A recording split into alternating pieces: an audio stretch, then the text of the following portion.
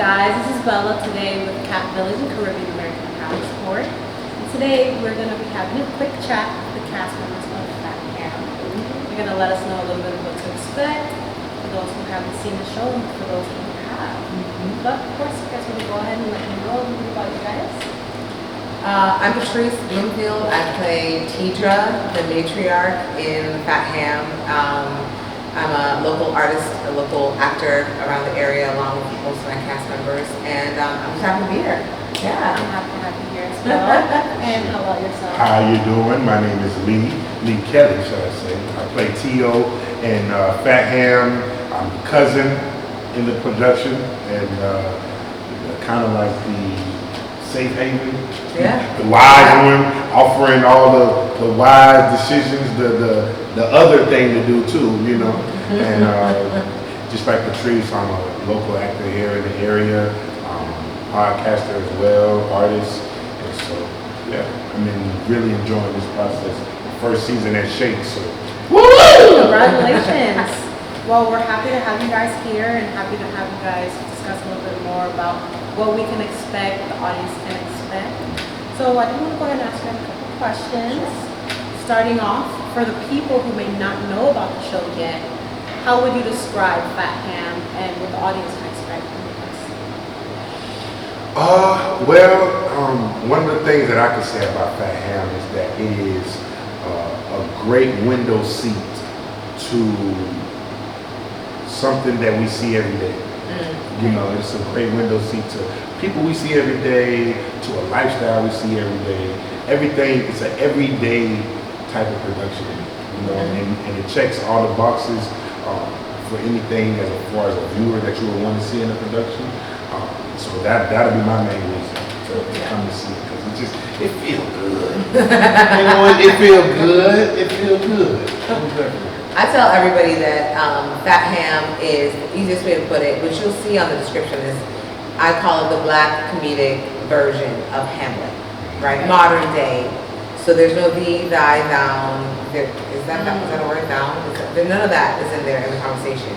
But that way you can understand the lingo and you can comprehend the storyline, the plot, and it's applied to current day life and the dynamics. So it follows the family dynamic of Hamlet, right? Shakespeare's Hamlet, but we put it in our skin tone, we put it in our backyard, we put it in present day in the southern hemisphere of the United States in a cookout setting, and it's relatable.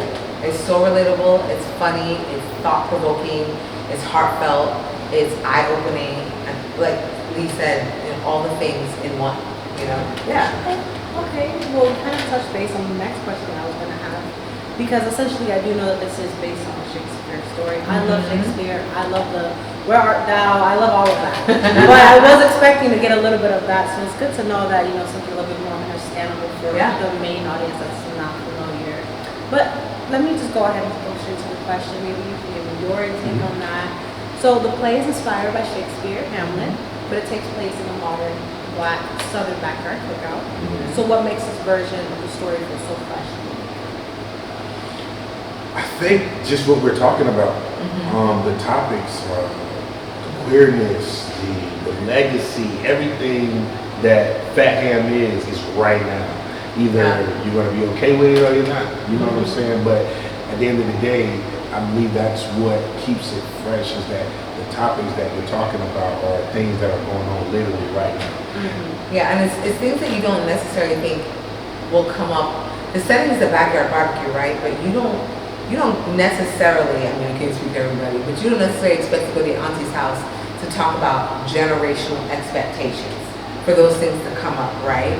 But things in family dynamics come up. That's how everybody is at the Thanksgiving table and auntie talking about, what she said, you know, so it's that kind of atmosphere, but it taps into things that either are always pushed under the rug, you know, or are afraid to be discussed because it's just not generationally how we move and approach things, right? Yeah. So, like Lee talked about queerness, or the generational expectation of a black man, or what defines masculinity, things like that, or expectations of education, or family, or that's what we say, because that's what we say when people die.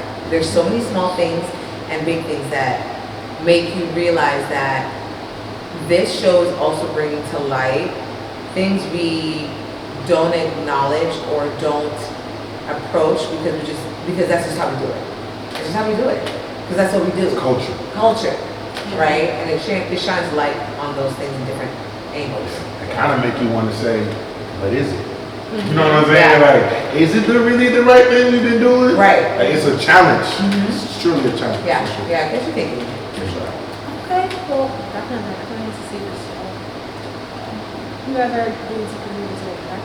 We have a show later. Show later tonight at 7:30. 7:30 at the Margison. At the Orlando Shakes. At the Orlando Shakes.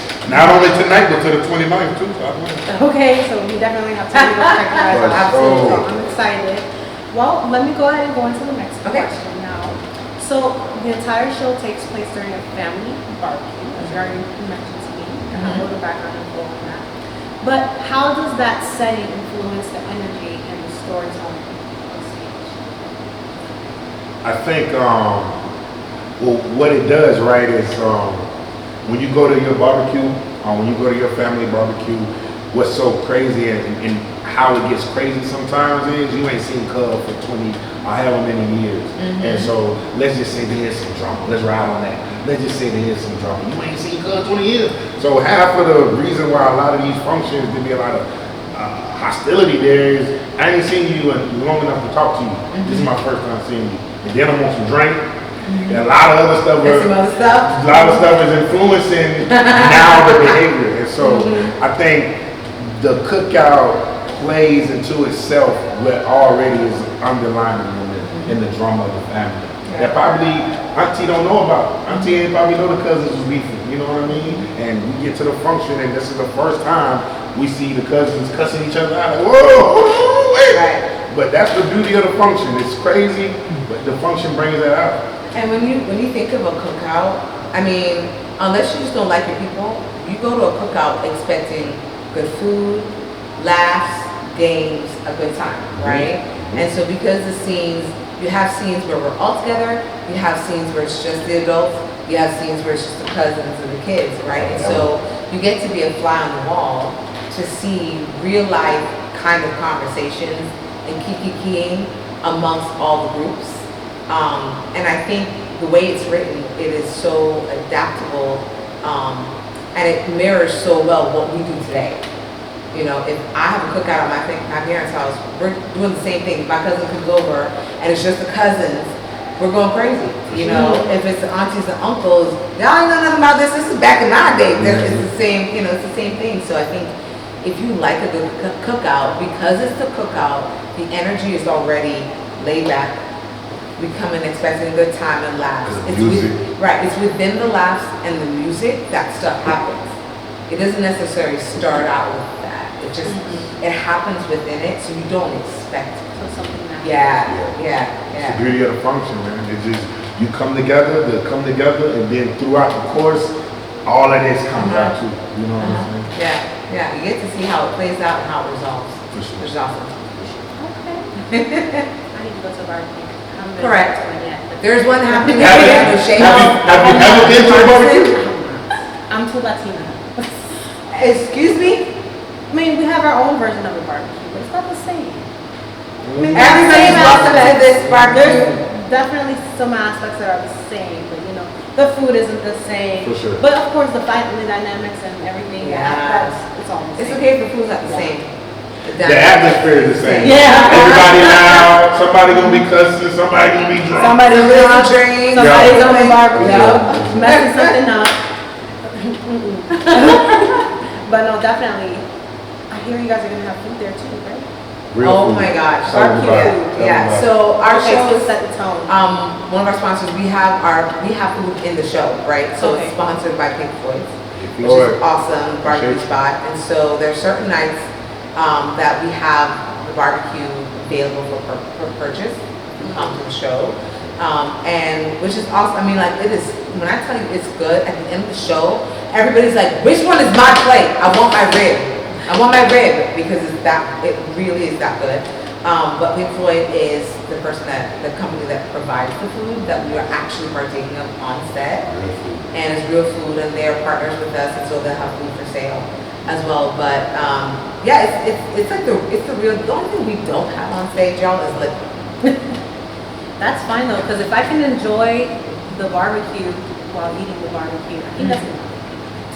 For sure. And we set up the essence of the liquor. Yeah. We don't got it, but we set it up. It's around. For sure. But yeah. Okay. Well, let me go ahead and get to the next question. So, Fat Ham balances humor with deeper themes about identity, family expectations, and self-discovery. What do you think the audience can connect with most? Out of those three? Or you can just feel free to add some other ones as well. I think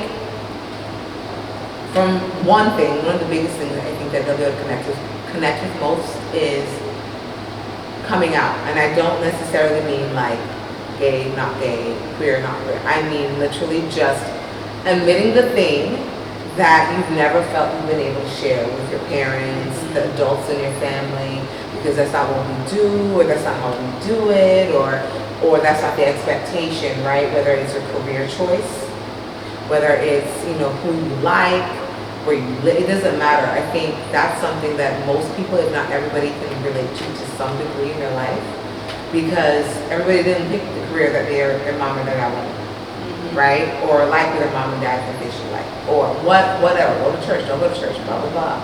And so there's something I think that most people can relate to in that category, where you have to, at some point, you have to reveal it, either because you're forced to, or somebody like outs you, or it comes out accidentally, and now you have to basically use it of that, of where you are, what your reality is, what your choice is. You know what I mean? I think the one thing that'll be relatable is the feeling of what we're displaying, meaning seeing Juicy actually cut the legacy off and be like, no, I don't want to do that. The storyline, Pap's, what's the thing I want to use? Pap's marketing the sale that he needs to kill his uncle is, we be butchering pigs. That's kind of like the legacy thing. I've been butchering your daddy, everybody been butchering pigs. And so the related thing is the feeling of an audience member that's feeling like, man, I don't want to do that. Right. You know what I'm saying? And then you feeling that, and then actually seeing Juicy not do it. Right. It's like, I rock with that, because I didn't want to do that either. Right. It's such a struggle to not want to do something that's expected of you anyway, right? And then to see someone, like when you said, like, no, I don't want to. That's not me. And be vocal about it, to be able to see that and relate to it. It's like, to get that chip off your back. Yeah. You know what I mean? Live your life, my man. Live your life. It's a way. Live your life. You know what I'm saying? Like, yeah. That's a great revelation. Because you're not that person, you're not that person, you're not that person, you're you. So you shouldn't have to expect to live the person's life, because that's what they do. And you see that and feel that in the show. Okay, so definitely sounds like this is something that a lot of people that are fighting the regular social norms are going to be able to connect with in every way. For sure. So definitely excited. Definitely want to see if I can come and watch this tonight as well. Sure. But let's go ahead and wrap this up. We're going to go ahead and give you guys your last question. It's been so much fun talking to you guys already. But I do know that you guys have a lot more fun with the cast in general. So what would it be like working with the cast day to day? What does it take to, let me rephrase this question. How do you guys create that sense of family while on set? I think the fun thing, my perspective is, because yes, they're characters that we're playing, but all of us, the character that we are playing, have that character in us. So I feel like to a degree we get to be ourselves on stage. right? And so I don't think we have to necessarily mentally like get ready to be with each other and have a good time. We have a good time together. Like we've hung out together before, right? In small ways, or we just keep and thankfully we naturally click. Like our director, Roberta Emerson, just picked a really great cast with great chemistry, and she saw the character in each person naturally already. So I get to see he plays Theo, but that's Theo. In real life. In real life, right? Like I'm a little bit of teacher in real life, right? And the same thing for our other characters, our other castmates, where we just are already like this. So the vibe is already there before we get on the stage. We don't have to create it, right? If that makes sense. That's a fact. So it's all natural, Yeah. organic. Yeah. Yeah. It's literally like going to the function every day. Cause it's literally, even from table read, the first table read, it was like, Yeah. Because it is, you know, Tidra, that's one of my aunts. Like my aunt came to the show, she wants Tidra Lee. She's calling my phone right now. So you know, when I see Tidra, I embrace her differently. You know what I mean? Yeah. Okay. All right. Well, if someone's never seen the show, what would you say to let them know? Hey, you have to come watch the show. Outside of what the environment told me, because I'm convinced, but there might be somebody that's still not convinced. Well, this is what I would say. If you want to laugh, come on down. If you want to eat good, come on down. If you want to enjoy yourself, come on down, man. Just come on down. Yeah. You know, you don't really even need a reason. Just come on down. Yeah, and unless you're booked and blessed, like you have conflicts on all of the days and times, you have no reason not to come. Absolutely. Because you're gonna have a good time. I guarantee you, you're gonna have such a great time. Okay. Well, it was so much fun to talk about this today. I'm so excited. I'm gonna make sure I attend. I love me a good Shakespeare. I heard her say that. I should have said it about 4 or 5 times. I heard her say that. I like it. I like it. So got your seat and locked. I love barbecue too. So put it all together in one, and you got me there. Okay.